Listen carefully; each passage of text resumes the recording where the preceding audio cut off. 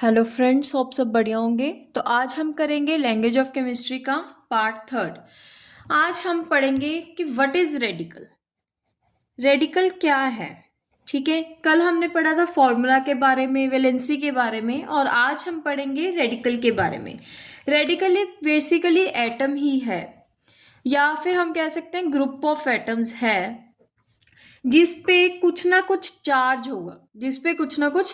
होगा, चाहे वो पॉजिटिव चार्ज हो चाहे वो नेगेटिव चार्ज हो, ठीक है। जो ग्रुप ऑफ एटम्स है वो भी एक सिंगल यूनिट की तरह ही काम करे। किसकी की तरह काम करे? सिंगल यूनिट की तरह उस पे पॉजिटिव या फिर नेगेटिव चार्ज हो, ठीक है।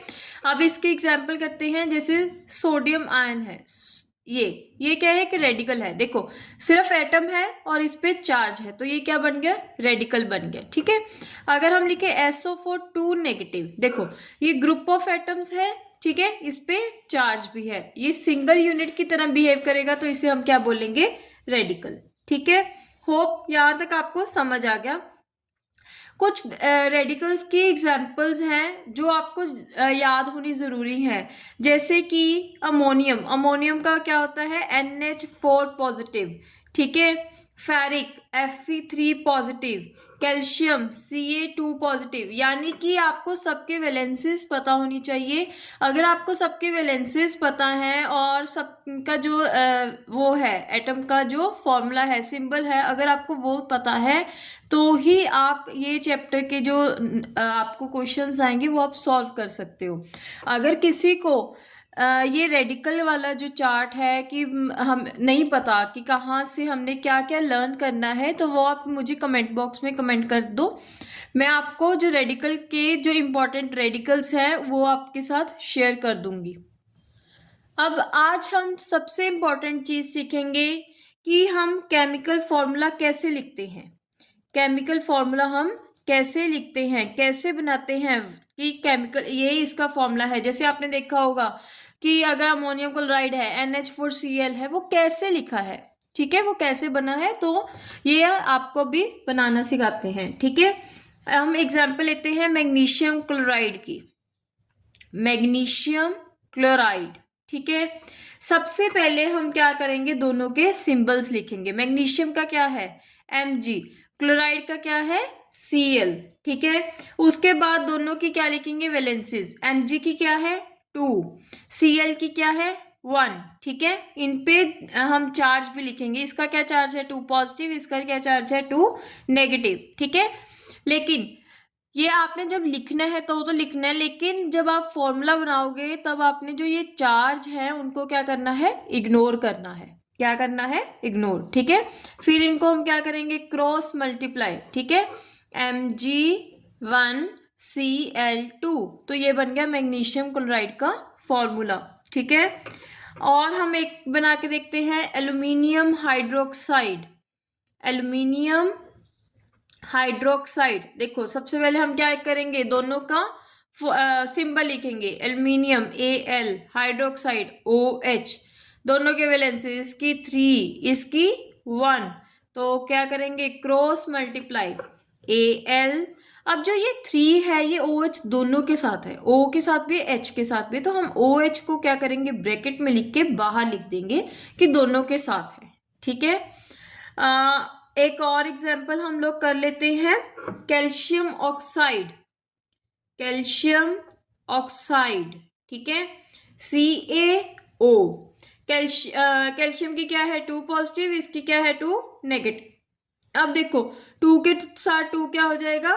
कैंसल हो जाएगा। क्या हो जाएगा? कैंसल। तो इसका क्या फॉर्मूला बन जाएगा? CaO।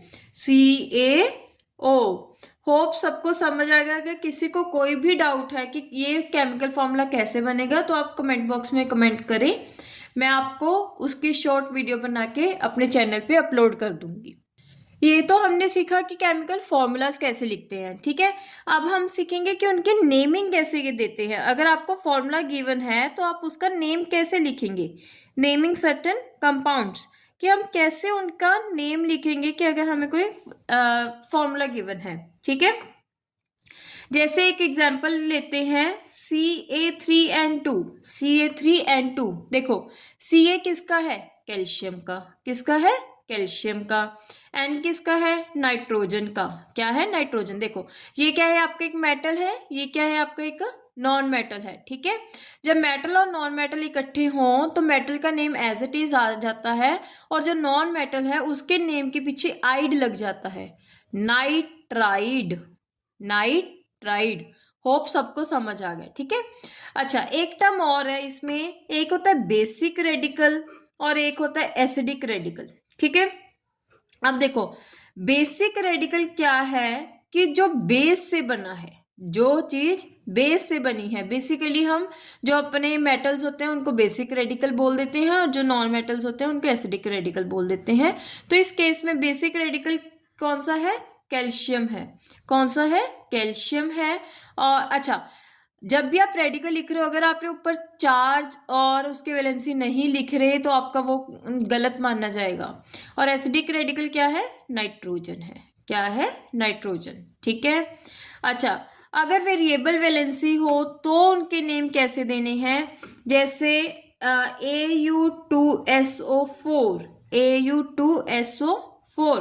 देखो अब AU की कितनी वैलेंसी वाले है? ये 1 वाला है। ठीक है, मतलब गोल्ड की 1 वैलेंसी वाला है, तो इसका नेम क्या लिखेंगे? गोल्ड, उसकी वैलेंसी लिखी और सल्फेट। ठीक है, और अगर हो AuCl3, AuCl3, अब देखो गोल्ड की ये 3 वैलेंसी वाला है, तो हम क्या करेंगे? उसकी जो वैलेंसी है उसको मेंशन करेंगे, गोल्ड 3 क्लोराइड, गोल्ड 3 क्लोराइड। ठीक है, अच्छा अगर आपके पास क्या हो, नॉन मेटल्स हो, कंपाउंड हो जो नॉन मेटल्स हैं लेकिन उनके वेरिएबल वैलेंसी है, लेकिन उनकी वेरिएबल वैलेंसी है, जैसे है PCl3, PCl3। अब देखो P क्या है? फॉस्फोरस, ये भी एक नॉन मेटल है, क्लोराइड भी क्या है? एक नॉन मेटल है। ठीक है, अब इनके नेम हम कैसे लिखेंगे?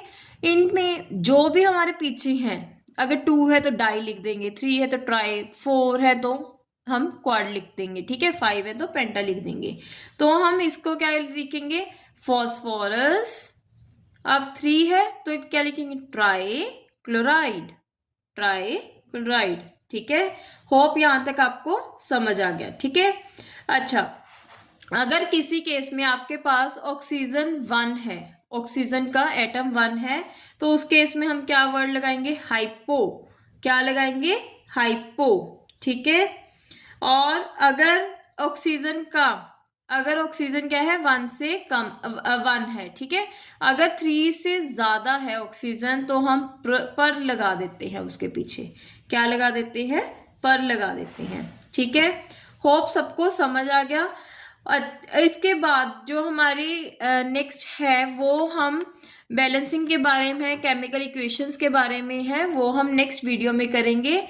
होप आपको जो ये फॉर्मूलाज हैं इनकी नेमिंग और इनको फॉर्मूलाज को लिखना आपको समझ आ गया। अगर किसी को कोई भी डाउट है तो वो कमेंट बॉक्स में कमेंट कर सकता है, या अगर आपको रेडिकल का जो एक चार्ट होता है जो इम्पोर्टेंट रेडिकल्स के होते हैं, अगर आपको वो चाहिए तो आप वो भी कमेंट बॉक्स में कमेंट कर सकते हैं। Please like, subscribe and share my